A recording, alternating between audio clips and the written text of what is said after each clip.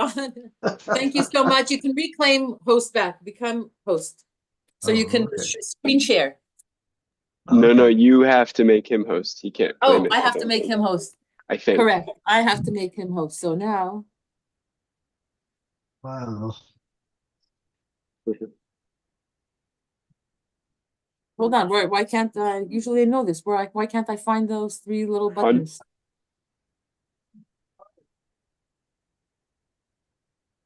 Oh, here they are. Okay, because I had them pinned, and it was make host. Excellent. Okay, nice to see you, Jody. I am now the host. Okay, welcome, everyone. This is your host speaking. Before I begin, what I want to talk about today is the attitude of the poskim, the attitude of the poskim to astrology. But before we come to that, let me ask you if you have any questions of a halachic nature that you wish to discuss. Okay, I do have a question, please. Okay. Yeah, what's your question? I have a friend who's a gerus, and her mother lives somewhere else, but she's coming to live in close by her. Mm-hmm. And she's a very caring kind of hands-on kind of person. Mm-hmm. And my friend is expecting a baby any day now. A first baby? Yes. Okay. And her mother is going to want to cook for her. Oh dear. Oh dear. Oh dear. Oh dear. Well,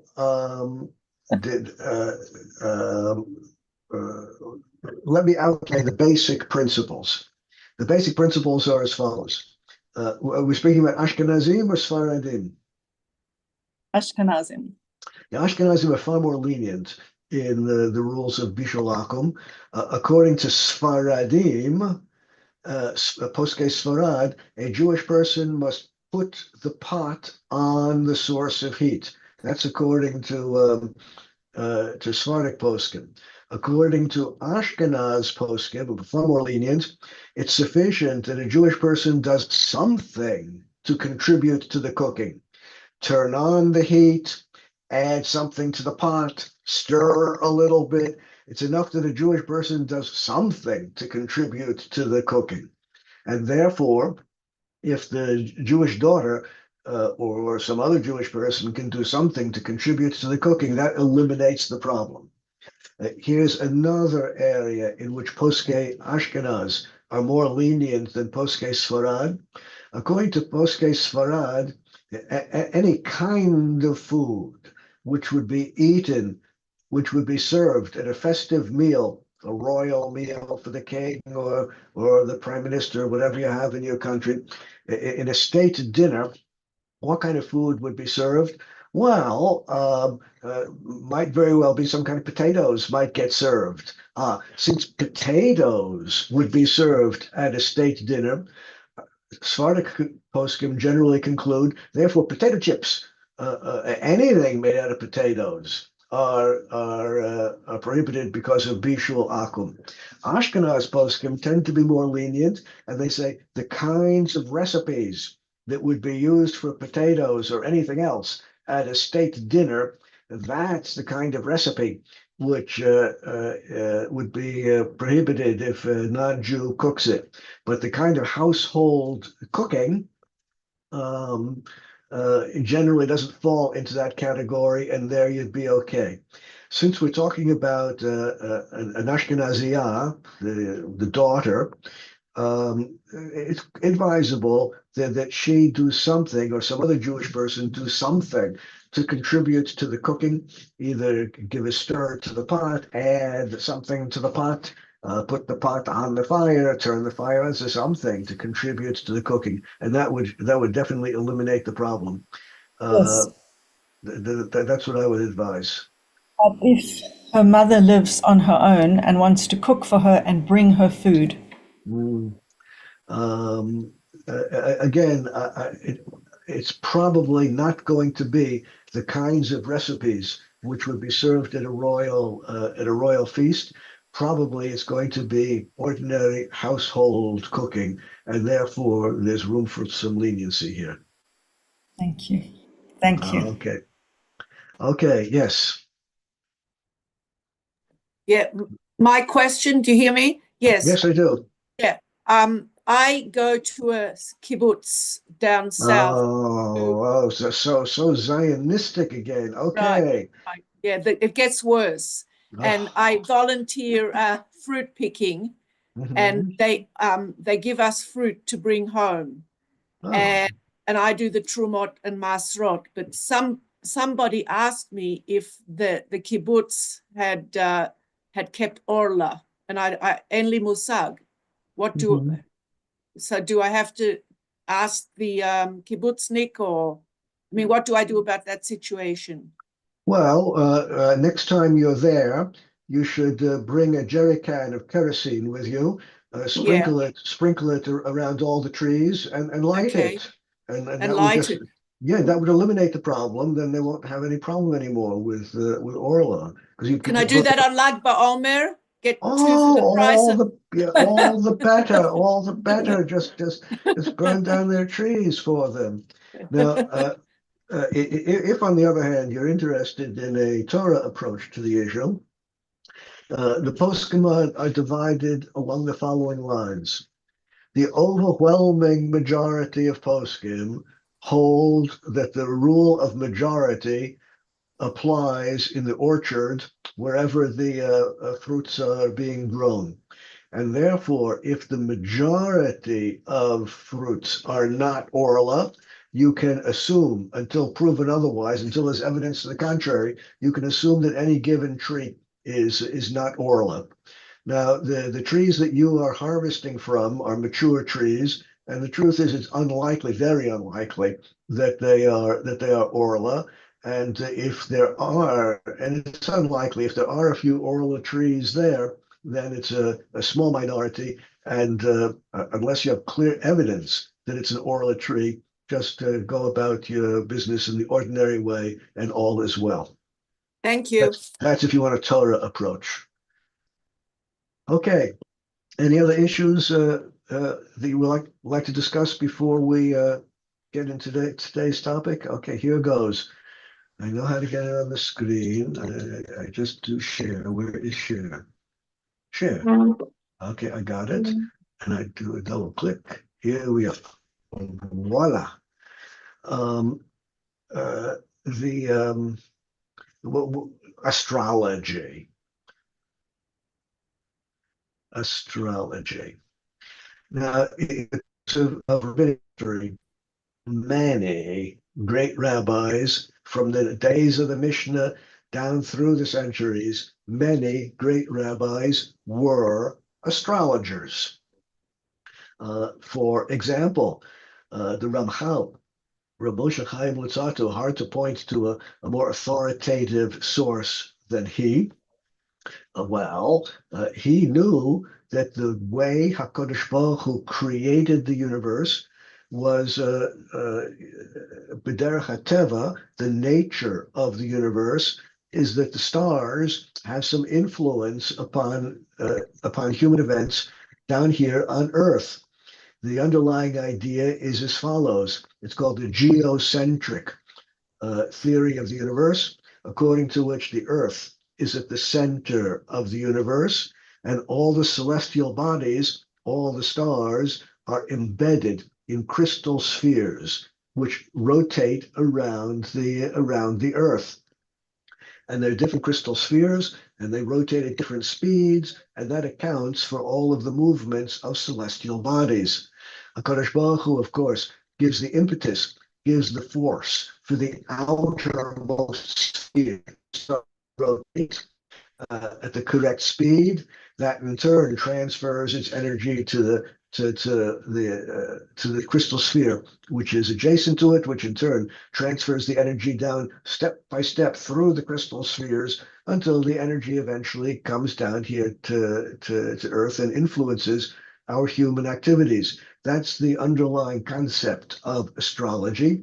And as you can see, the Ramchal warmly embraced the idea.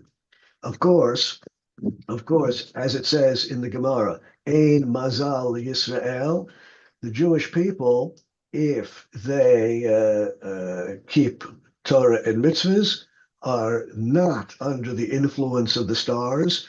The Jewish people escaped the influence of the stars through the merit of keeping Torah and mitzvahs. Now, there was this guy had this.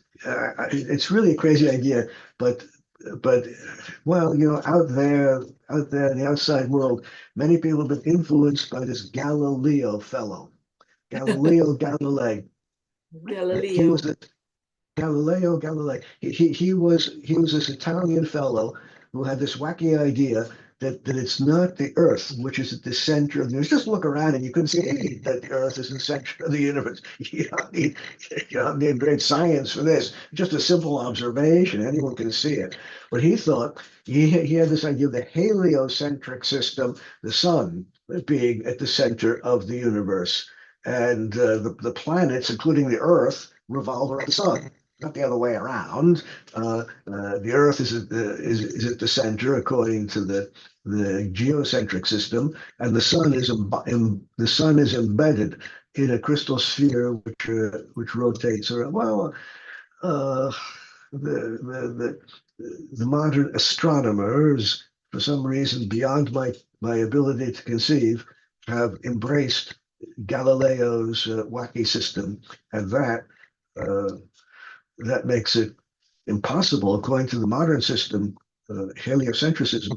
It's impossible to follow the path of astrology, and therefore, even amongst contemporary rabbis, there are no good examples of contemporary rabbis over the last 200 years or so. No good examples of recent rabbis who are astrologers. It's all in the past. Let's see what the sources have to say. In the verse, what it says in the verse is "Lo tochlu dam." You're not allowed to dam, blood. Well, we know that because we make great efforts to avoid consuming any blood. Lo tenachashu v'lo te'onenu. Here are two more prohibitions. Not eating blood is one. Second prohibition, lo tenachashu, which I'm going to not dwell upon, I'll just mention in passing. And lo te'onenu, a third prohibition, which is the important one for today. This lo tenachashu is a prohibition, kagon pito nafla b'piv tzvi hifsika b'derech. This is a kind of magic where you see a black cat cross your path and you say you're going to have bad luck. Something happens in the world and you say that is predictive of good luck. It's predictive of bad luck. The bread fell to the floor. That's predictive of bad luck. A tzvi, a deer, crossed my path. That's predictive of good luck. Well, this is lo tenachashu, and you shouldn't do it. That's a simple way of saying don't be superstitious. Okay, I just mentioned this in passing because it's in the verse. It's really the end of the verse, which I want to focus on. Lo ta'onenu. What is this lo ta'onenu? The word ona in Hebrew is season.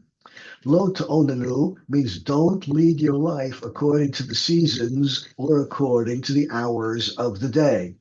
She'omer yom plone yafa l'hatchil malacha. Say a certain day is an auspicious day to begin a project because you'll be under the influence of such and such a celestial body. You shouldn't say that. Sha'a ploni kasher, let's say, certain hour of the day is bad to begin a project, bad to begin an enterprise because of the influence of such and such a celestial body. You shouldn't say that. The specific example, which we're going to come to later today, is the timing of Kiddush Friday night. If you say that the influence of Mars, right? We'll come to the timing of the influence of Mars a little bit later today. If you say the influence of Mars when Mars is ascendant, you don't want to initiate the project, the enterprise of being Makadesh Yom HaShabbos, and therefore you want to wait until the influence of Mars is passed, or you want to hurry and do it before the influence of Mars starts. That, according to Rashi, is the prohibition of lo ta'onenu. You are operating your life. You're allowing astrology the position of the celestial bodies to determine your activities, and that is wrong. Although, as the Ramchal taught us, it's true that the celestial bodies influence events down here on earth, but you shouldn't lead your life according to these influences. Rather, you should just keep Torah and mitzvahs and trust in HaKadosh Baruch Hu, and not consult the astrological principles, which happen to be true, but you shouldn't lead your life according to them. That's the Ramchal, that's Rashi. Now, let's proceed to what the poskim have to say. Up until now, we've been talking about commentaries and philosophical approach. What about the pure halachists? What do they say? We begin with the Rambam. Ezehu mo'onin. Who's guilty of violating the verse in the Torah, which tells us, Lo ta'onenu, do not lead your life according to seasons, do not lead your life according to the hours of the day, namely when different stars, different celestial bodies are ascendant. Elu notne itim.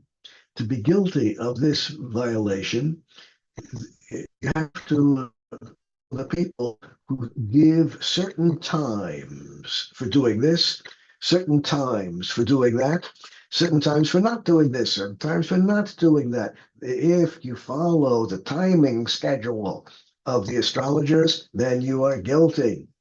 Omrim b'tztagninus, the astrologers say, Yom ploni tov. Certain day of the week is better for this or better for that. Get married on a certain day of the week, not another day of the week. Yom ploni rab, another day of the week is bad for this or bad for that. Don't get married in this part of the month. Get married in that part of the month. That's what astrologers say, and they're correct. They got it right, but you should ignore their advice and lead your life just keeping Torah and mitzvahs, and all will be well. The astrologers say, Yom ploni ra'oi lasot malacha plonis, certain kinds of work are better under the influence of certain stars. Shana plonis or chodesh ploni ram ledavar ploni, certain years or certain months under the influence of this celestial body or that celestial body are bad for this activity, bad for that activity, and therefore you shouldn't do it. True as it may be, you should not listen to them. Now, the source of the Rambam, where did the Rambam get this? Well, of course, everything in the Mishnah Torah, everything that Rambam taught us has its roots in Chazal. And the root in Chazal is the Gemara, which asks exactly the question, Ezehu mon, and who is guilty of following the astrologers? Amar Rabbi Akiva says, Zeh hamachashev itim v'sha'ot v'amar hayom yafa letzet maha yafa letzet. The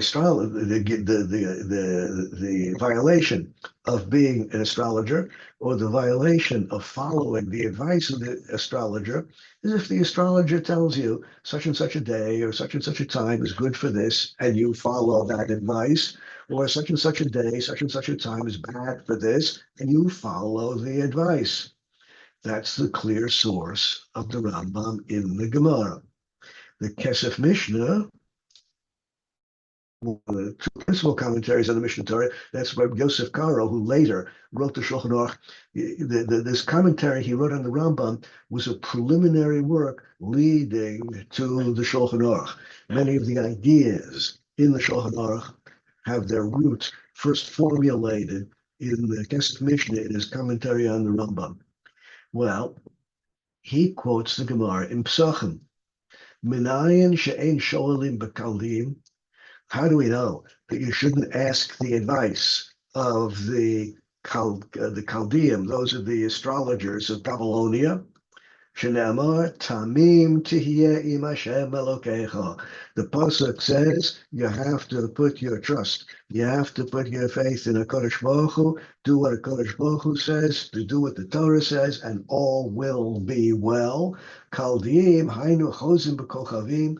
These Chaldeim who look at the stars, stargazers, and decide what to do or what not to do. on the basis of the movements of the stars, that is a violation because you have transferred your trust from HaKadosh Baruch Hu to the words of the astrologers, and that you should not do. Now up until this point, as I've said a number of times, we don't see any objection to the underlying truth of astrology.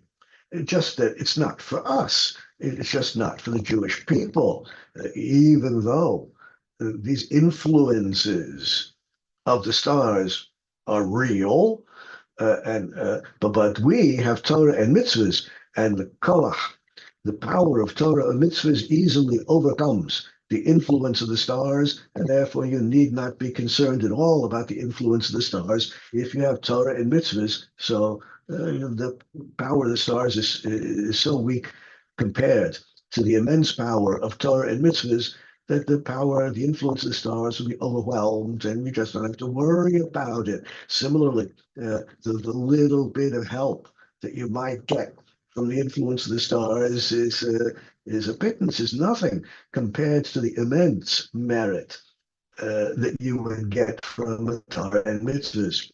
Up to this point, the truth of astrology has not been questioned. It's just the opinion of the sources we've seen up till now that you should ignore them. Now we come to a letter which the Rambam wrote to the rabbis of France. The dating of Rambam's letters, the Rambam wrote a lot of letters, and we have around 3 volumes of them have been published.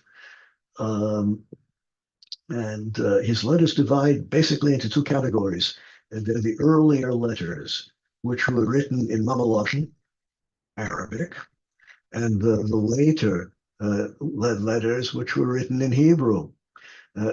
Before he had an international reputation, when he was writing Tshuvot only to local Jews in North Africa, in Eretz Yisrael, in Syria, all the way to Paras. Of course, he wrote in Mamaloshen Arabic, which was the language. Later, when he acquired an international reputation and had correspondence back and forth with the rabbis in France, well, those rabbis in France, totally uncultured and uneducated, they simply didn't know Arabic. So hard to imagine that an educated person doesn't know Arabic, but they didn't. You know, when Rambam was working as the personal physician of the Sultan in Fustat, modern Cairo is the new town next to the old Fustat. He got a letter from Richard, the King of England. Richard, the King of England, was busy fighting the Saracens in Eretz Yisrael, and Richard, the King of England, Richard Coeur de Lion, Richard of the Lion of Heart, he heard of the reputation of the Rambam as a great physician and invited him. The king invited Rambam to come to Westminster in England and serve as the court physician there. Rambam was not particularly honored to receive that invitation and said he had absolutely zero interest in abandoning the cultured environment of Egypt and going to that barbarian land in England, which is totally innocent of any culture at all. Well, here's a letter which he wrote to those rabbis in France, the rabbis who did not know Mamaloshen, did not know Arabic. Do, Rabbosai, you have to know, my dear rabbis, there are only 3 sources of knowledge. One of the big branches of philosophy, there's moral philosophy, there's philosophy of science, there are many branches of philosophy. Well, one of the big branches of philosophy is called epistemology. Epistemology is the philosophy of knowledge. How do you know what is true? How do you know what you know? And this, of course, has been a subject of discussion amongst philosophers since the beginning of time. Well, here we have Rambam and the rabbinic approach to what constitutes valid knowledge. There are three sources, three sources of valid knowledge. One, davar shetihiyeh alav ra'aya brura mid'ato shel adam, kagon hachmas hacheshbon. Some things can be proven by the intellect to be true, like arithmetic, mathematics. Your mind can prove to you that 2 + 3 = 5. You don't need any evidence in the real world. Your mind is strong enough to prove to you certain things, like the truth of arithmetic. But the second source of knowledge, the first source of knowledge is the mind. The second source of knowledge is davar sheyasigenu adam be'achad mechamishet, something which you perceive with your five senses. Something you see, something you smell, something you feel, something you hear. If you experience it, so you know that is true because of your experience. If I say the book is red, well, that's a source of knowledge because of my five senses. So now, of course, knowledge produced by the mind, it's possible to go wrong. People add up numbers and get the wrong answer. I mean, of course, it's possible. It's possible for the minds to go wrong. One must be very careful in evaluating knowledge that flows from the mind. It's possible if the mind goes right simply. Such a thing as an optical delusion. It's possible for the eyes to deceive you. It's possible for your hearing to deceive you. Of course, it's possible, but therefore must be very careful about evaluating knowledge that comes from the mind or comes from the senses. But knowing one thing is red, another thing is black. Well, there is a condition called Daltonism. Dalton was one of the great Renaissance scientists in England, and he's the first known historical source to suffer from Daltonism. The condition is called Daltonism because he had Daltonism. The Daltonism, you know, there's such a thing as colorblindness. Some people are not sensitive to distinctions between certain kinds of colors. And that's a whole range of problems, a whole range of color blindness. At the extreme end of color blindness is Daltonism, people who perceive all of the colors, but very differently from everyone else. Dalton grew up wondering why the poets always said that grass is green when it's perfectly clear, and when you look at it, that it's blue. And what on earth do poets mean when they talk over and over again about the blue sky? Everyone can see that it's green. Daltonism is a condition which affects about 1 in 180,000 people, but that's the extreme end of color blindness. It's possible for the senses to delude you, but therefore one must be careful in evaluating the truth, the evidence of our senses. Gimel, the third possible source of truth, is davar sheyakabel oto adam min hadinim or min hatzadikim. What the prophets teach us in Tanakh, well, we accept that as being true because of tradition. Aside from these three things, we rabbis do not acknowledge any other source of truth, any other source of knowledge. Anyone who believes in anything aside from these three sources is a heretic, a mean. Alav Na'amar, and we see the Torah says regarding people who accept any other source of truth, Peti Amin, idiots will believe anything. If you embrace any other source of truth, you're an idiot. And idiots are gullible; they'll believe anything.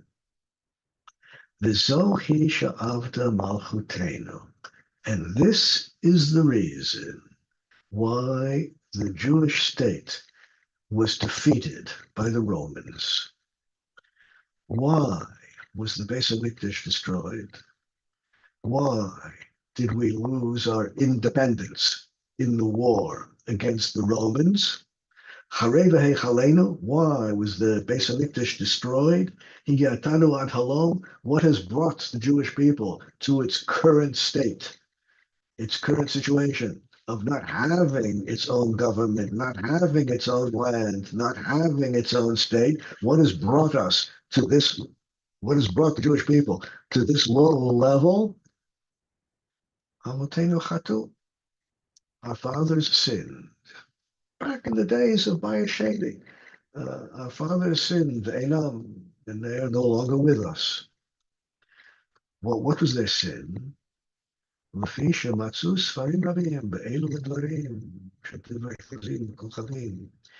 had many books about astrology back in the days of Bayesheni.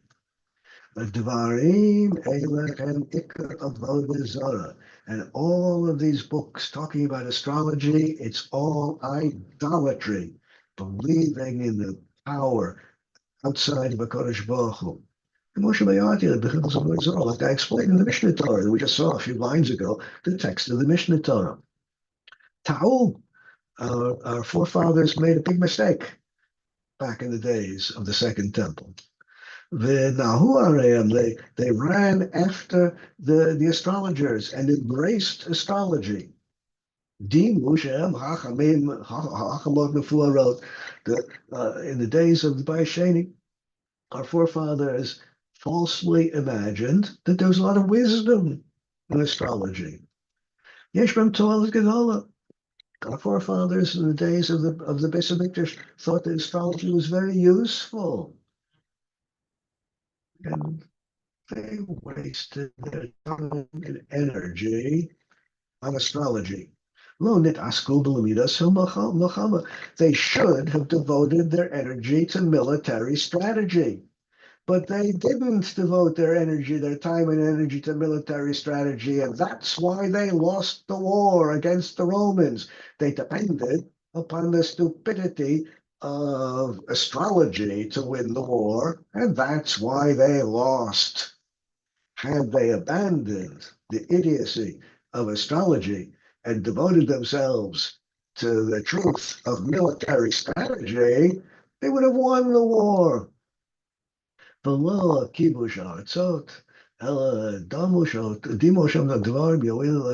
imagined falsely, they fantasized that astrology would be useful for them. Therefore, that's why the prophets called the astrologers Schalim Vavilim, nincompoops and foolish people. Well, it's hard to imagine a stronger attack against astrology than the Rambam has just given us.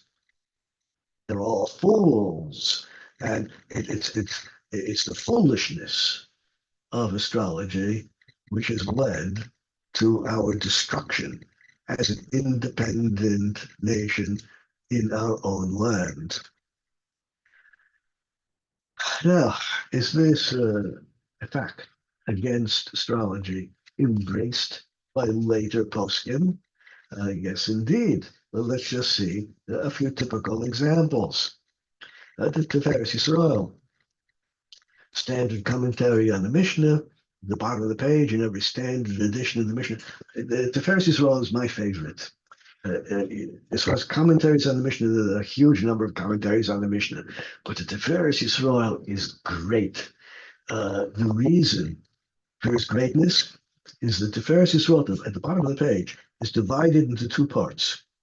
One part, which is most of the Tiferes Yisrael, just gives you explanations of the hard words. He just rephrases the Mishnah in simpler words. And at the end of every parak, of Mishnah, he then summarizes the halachas to be drawn out of the Mishnah. And his explanations are always in accord with the bottom line halacha. As, of course, Chazal can be understood in many different ways. And indeed, the Mishnah has been explained in many different ways. His explanations are always in accord with the bottom line halacha. The other reason I like the Tiferes Yisrael so much is he has also in the inner margins called Boaz, he has deeper analysis of many individual points. The quotation that I'm about to give you on the screen comes from the deeper analysis section, not the simple translation or explanation of the words. He quotes the Tosfos. Tosfos says, "Hakol talui b'mazel." Tosfos says everything depends upon mazel. Everything depends upon mazel is a constellation, a celestial group of stars.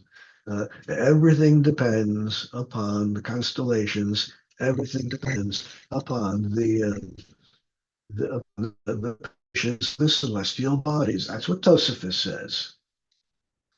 That's astrology. Most of the great rabbis of the Tosafot, most of the Bali Tosafot were astrologers. Ein hakavana b'milat mazal al ma'amad ha'kochavim b'shas ibur v'leida chas v'sholom. He did not mean, the Tosafos did not mean that you have to concern yourself with the position of the stars at the moment that you become pregnant, or at the moment that you give birth. It's not a question of the influence of the stars under which you became pregnant, or the influence of the star under which you were born. That's not what the Tosfos was referring to. Lo tiyeh kazeh b'Yisrael.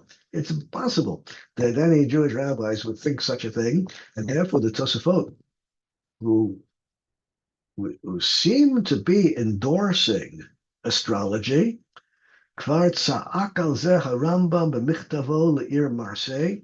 Rambam already attacked this idea of astrology in his letter to the rabbis of Marseille. Marseille is in southern France. That's the letter we just looked at a few minutes ago. And if you see something in the words of the great rabbis which indicate the opposite, if you see something in the words of the great rabbis which indicate sympathy with astrology, if you see something they said which gives you the impression that they were dealing with astrology, we are obligated to say, derech mashal or melitza, they were just making some kind of comparison. They didn't really mean that the stars have the influence. They were just talking figuratively, and it's our job to figure out what it is they were referring to when they used astrological terminology. But no. As much as the Tosafot appears to be embracing astrology, no, it's all symbolic and they really meant something else, and we're going to have to work hard to figure out what it is they might have meant. Well, not only does he refer directly to the letter of the Rambam, but he entirely embraces the approach. The Meiri, one of the most important Rishonim on the whole of Shas, Me'onen, what is the violation? This is the verse we started with today. What is the violation in the verse of Ma'onen?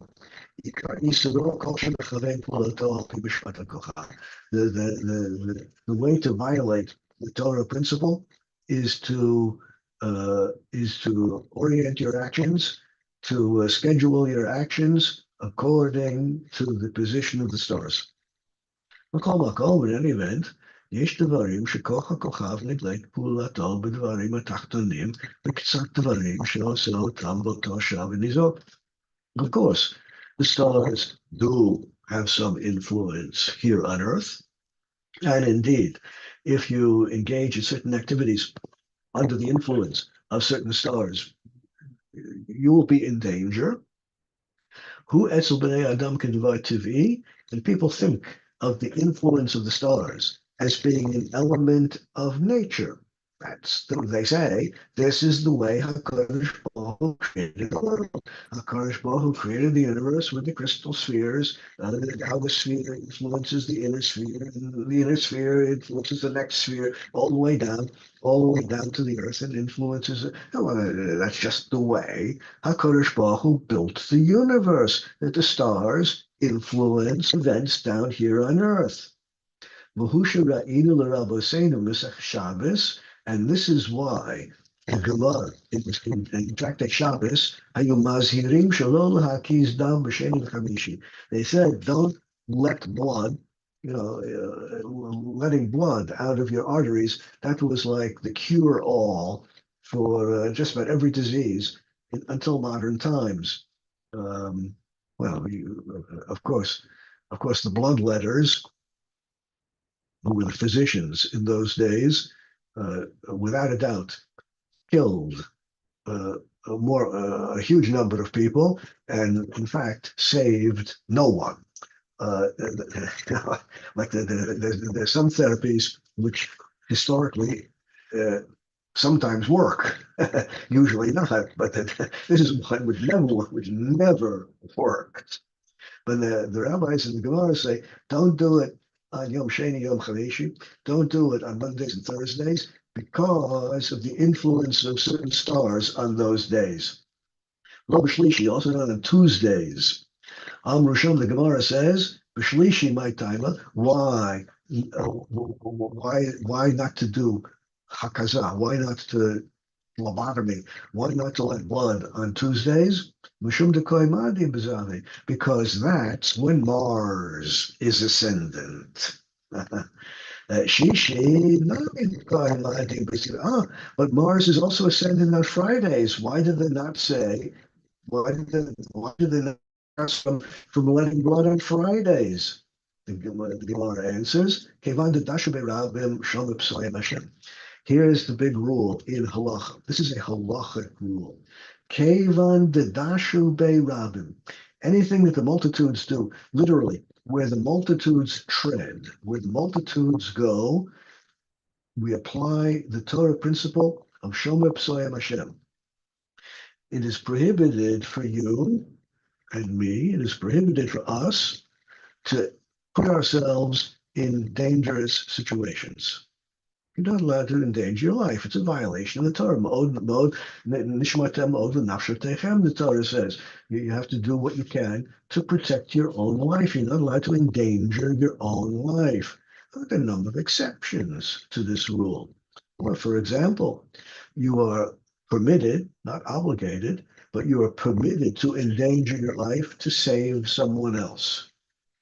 For example, donating a kidney endangers the life of the donor. That's a simple fact of medicine. But the donor is allowed, not obligated, but permitted to take this danger upon himself or upon herself in order to save someone else's life. The firefighter who rushes into the burning building is putting his or her life in danger. One is permitted to endanger one's life for the purpose of saving someone else. So that's a big exception to the prohibition of self-endangerment. You're allowed to do it. You're allowed to do it, not obligated to do it. You're allowed to do it to save someone else's life. The even bigger exception is what we have on the screen. Anything which the multitudes are doing, people in general do not consider it dangerous. You too are allowed to do it, and trust in God will watch over you. For example, crossing the street when the little green light goes on and all the traffic is supposed to be stopped is a life-threatening experience. People really get killed every day in traffic accidents, even though they followed the rules exactly, even though they were prudent as prudent can be. People still get killed. Drivers driving anywhere is a life-threatening experience. People do get killed every day. Drivers do get killed every day on the road. Even drivers who are perfectly prudent, they follow all the rules. They're as careful can be. Accidents happen, and someone crashed into them and killed them. It is a life-threatening experience. But since this is something which the multitudes do, you can trust in God. Shomer Psoim Hashem, as the verse says, God watches over fools. If you are as prudent as you know to be, if you are as careful as you know to be, the residue, the remaining danger, you have no control, because you have been as careful as you know how to be regarding the remaining danger. You are a fool. You have no way of guarding yourself. That remaining danger, you can trust in God to protect you, and you're allowed to drive as long as you do so prudently. You're allowed to cross the street as long as you do so carefully, even though there remains some danger. Regarding that danger that remains, you are a petty, you're a fool, you have no way of controlling it. It's totally, absolutely, and completely someone else's fault. No fault of your own that you got killed. You can depend upon God to protect you when you cross the street. Well, that's why they were letting blood on Fridays. Since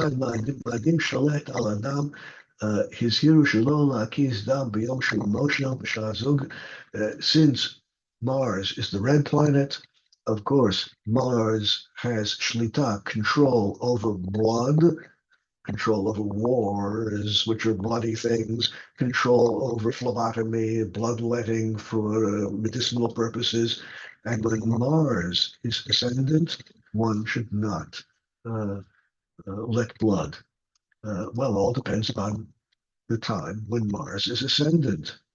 It's on Tuesdays at 8 o'clock. Bishishi, and at 6 o'clock on Fridays. Well, this brings us to the question of Kiddush on Friday night in the 6th hour. Let's see what the poskim have to say about that. In the Shlomo, it says, when you come home from shul on Friday night, one should be quick and start eating right away. One should not delay the beginning of the Friday night meal. Come home from shul, begin eating right away.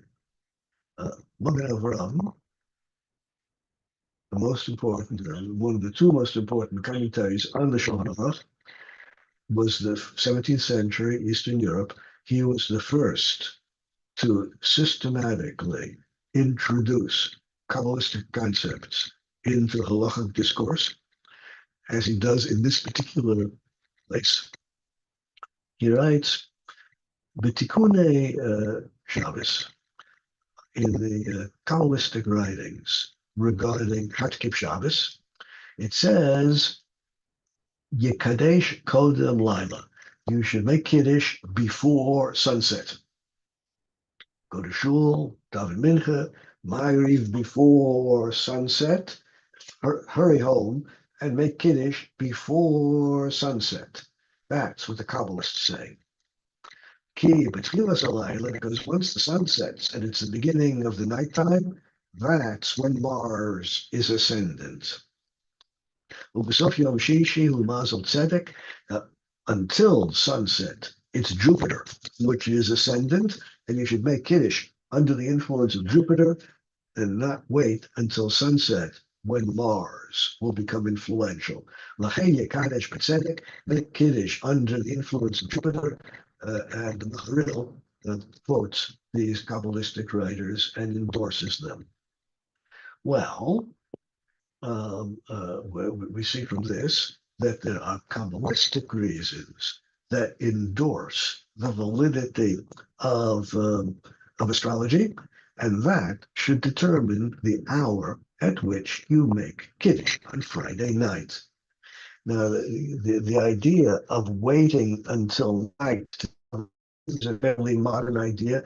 It began shortly after the days of the Magen Avram. Up until the days of the Magen Avram, and for a few decades after, everyone in every Jewish community, every day of the year, was davening Ma'ariv before sunset, so as to scurry home while there was still some light. You didn't want to go home in pitch blackness. That's the way it was until towards the end of the 17th century. Now, the Kabbalistic writings, which the Magen Avram refers to, I've copied here the text that he was referring to. Mitzvah la'adim l'kadosh b'yom. The mitzvah is to make Kiddush during the day before sunset. Kodem she'yavol memshelas Samuel, before the wicked influence of Mars begins. That's Kohav Ma'adim, which is the beginning of night after sunset. There are two angels which accompany you home from the synagogue every Friday night, and he gives the names of the two angels. One of them, Tzadikiel, under the influence of Jupiter, that's the good angel. The other one is the bad angel under the influence of Mars. Tzadikiel mishamesh b'sha acharona shel erev Pesach, and the good angel has its power, has its influence in the last hour of the day before sunset on Friday. Memshalto al Kochav Tzedek, this is the influence of Jupiter. The bad angel has its influence at the beginning of the night, just after sunset, Friday night, and it draws its power from Mars. The first angel is the good one, the second angel is the bad one. Well, here we have a Kabbalistic source endorsing astrology, which is in turn embraced by the Magen Avram in his commentary on the Shulchan Aruch. Now the Machzis HaShekel is a commentary on the Magen Avram. Magen Avram is a commentary on the Shulchan Aruch. The Machzis HaShekel is a commentary on the Magen Avram in every standard edition of the Shulchan Aruch. Although in general, in Torah matters, hours of the day depend upon relative hours, shorter in the winter, longer in the summer. As far as astrological times are concerned, everything depends upon Sha'ot Shavot, equal hours of 60 minutes each. Therefore, when the Kabbalistic sources tell us that the sixth hour, just before sunset, is the time of bad influence, they're talking about the day of the equinox, when day and night are equal in length. On those 2 days of the year, the equinox, when day and night are equal, on those 2 days of the year, relative hours are equal in length to absolute hours. That's what the Kabbalistic sources are referring to. Therefore, aside from those 2 days during the year when night and day are equal, Tikkunei Shabbos, the Kabbalistic ideas simply don't apply. According to the Machzis HaShekel, the whole warning of when to make Kiddush applies only 2 days of the year on the days of the equinox. Let's take a look at what the Likutei Maharich have to say. Likutei Maharich is one of the most important books of Hasidic minhagim. He quotes the Magen Avram, and he quotes the Machzis HaShekel that we just looked at, and then he says, "Im ki b'vadai ra'ui lizeh b'zeh." Of course, it's wise to be concerned with these astrological matters, but arum yaseh b'dat. But if you're clever, you will do things in a clever way. Ki mi sheish etzel shulchano orchim aniyim. If you've invited poor people to participate in your Shabbos meal, they're going to be hungry and thirsty. Im kain, gadol koach matnat aniyim, and therefore the power of chesed in feeding the poor people as quickly as possible when you come home from shul, the power of that chesed will overcome any bad influence of Mars. Don't pay attention to what the tzaddikim do. Don't pay attention to what the Hasidic rabbis do. This is one of the principal forms of Hasidic minhagim. Don't do it like the rabbis do it. Yeshiva orchim, because the guests who come to eat in the Rebbe's home, they know what to expect. They know that the Rebbe is not going to make Kiddush until much later at night. And therefore, they prepare themselves by eating something towards the end of the day so they won't be hungry and thirsty. But if you're not a Rebbe, if you're not the great tzaddik, your guests are going to be hungry and thirsty, and you don't want to keep them waiting. You should begin the meal right away. Now, of course, it's relatively easy to make a long list of sources that quote and embrace the Kabbalistic approach of the Magen Avram and the astrological approach of the Magen Avram. It's slightly more difficult to make a list of the sources which don't quote these ideas. The Mishnah Berurah, for example, Mishnah Berurah slavishly quotes the Magen Avram. Halacha after halacha, he always, well, almost always, quotes the Magen Avram and endorses the opinion of the Magen Avram, except here. This is one of the very few places where he's silent on the opinion of the Magen Avram, clearly implying that he rejects the whole Kabbalistic astrological approach. Shmirat Shabbat Kelchata also slavishly follows the opinions of the Magen Avram. Almost every case, but not here. He says nothing about the timing of Kiddush. Similarly, the Kitzur Shulchan Aruch, in general, with very few exceptions, is following the opinion of the Magen Avram, ben lechumra, ben lekula, and therefore his silence in this matter clearly indicates that he rejects the Magen Avram. Let's conclude by looking at the Aruch HaShulchan. He quotes the Magen Avram. He's not silent on the issue. He quotes the Magen Avram and says, "Utamur, this is weird. This Magen Avram is weird. The chas v'sholom lo v'shanachnu tachas mazalot. Heaven forbid to say that we Jews are under the influence of the stars. Adrabah, on the contrary. ראיתי בקדמונים שאומות הקודמים היו יושבים בשבס בחושך ובוכים מפני המזלות של שבס מורים להרע. The other nations of the world, not the Jews, they were afraid of the bad influence of the stars.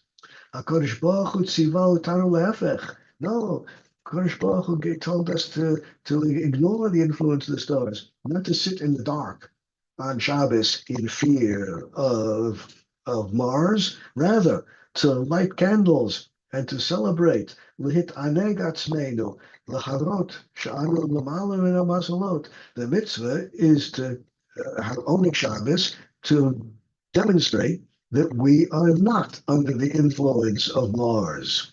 Otanu l'kach Hashem l'hotzienu mi'arach tashmayim. HaKadosh Baruch Hu chose the Jewish people to separate them and make them independent of the influence of the stars. How could anyone say what the Magen Avram said?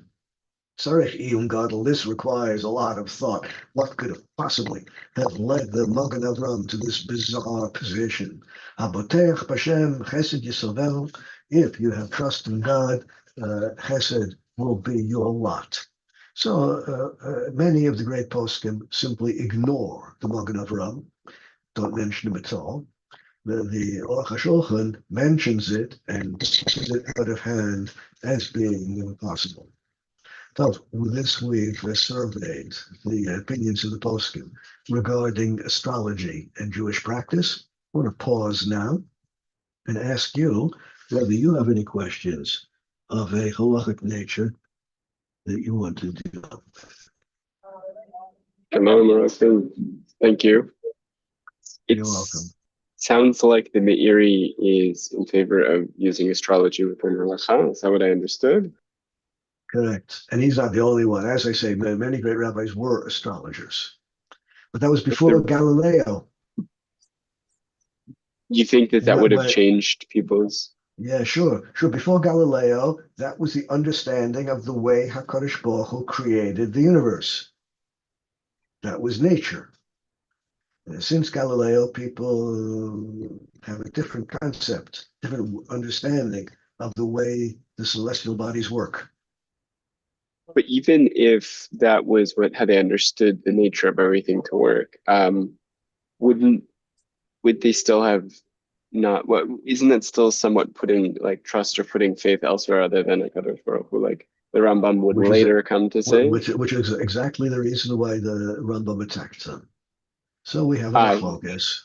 So we can assume that had we been there at that time, we would not have been able to come to our own conclusions and the Rambam's conclusions, but we would have been swept up with the rest of whatever. The machlokes was a valid machlokes in pre-Galilean times. Of course, we know what they did to Galileo.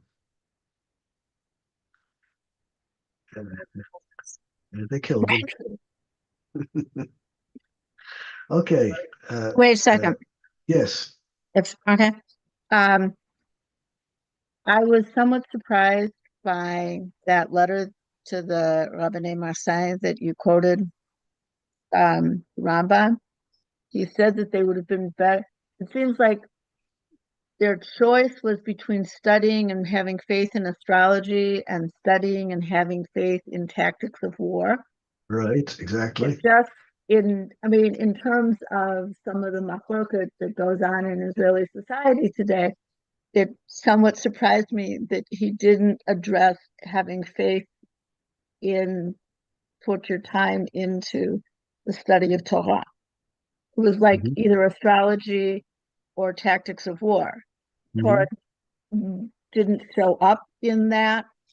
Correct.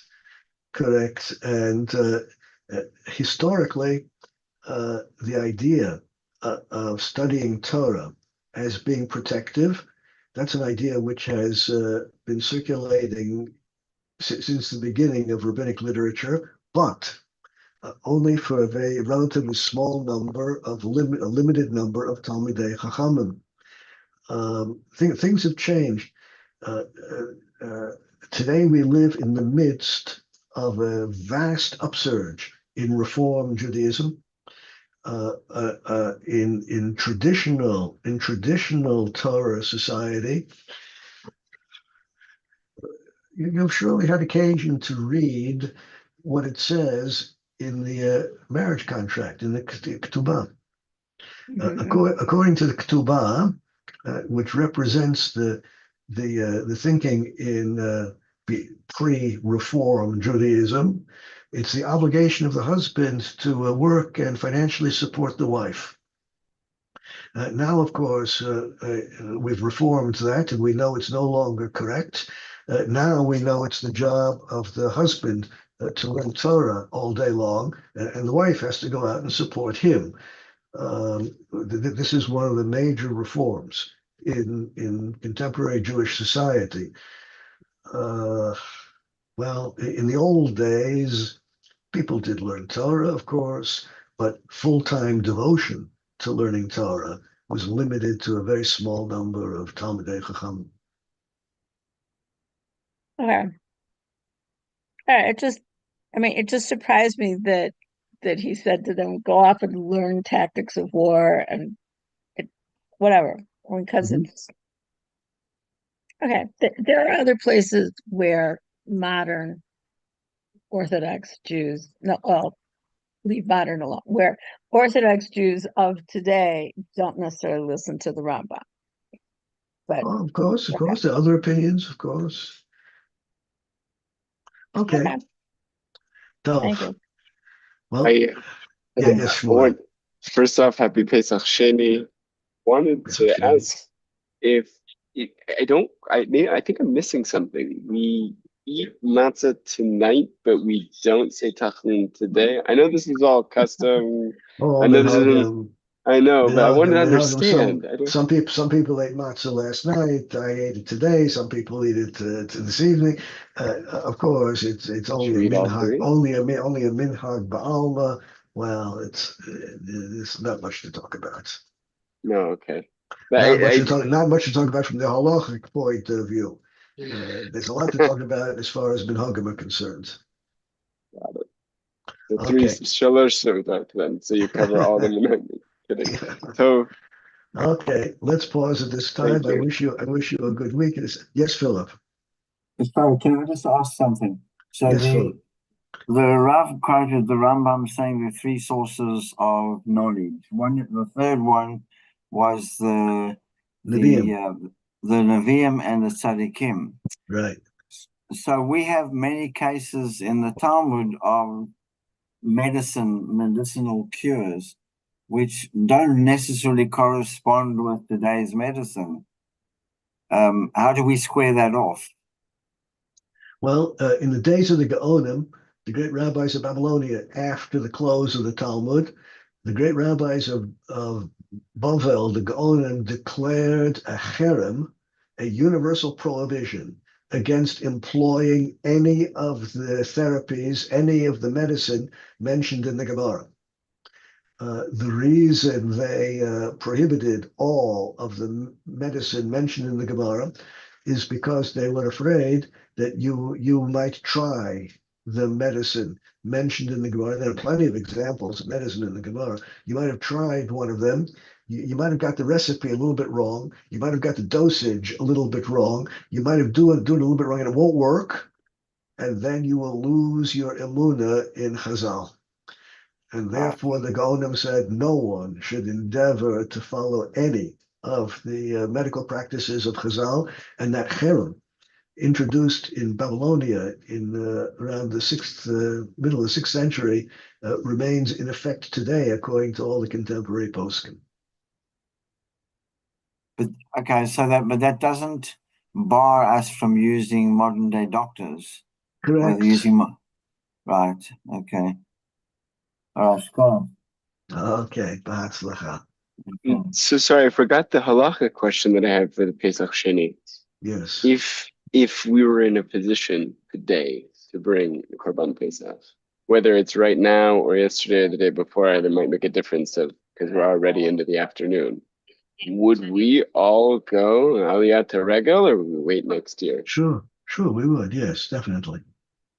So if the situation comes where we can bring a Korban Pesach between the ending of Pesach. Of course, if the Beis Hamikdash would be built between Pesach and Pesach Sheni, then we would all observe Pesach Sheni. Correct. Okay. Shalom to everyone. Look forward to seeing you next week. Shalom. Shalom.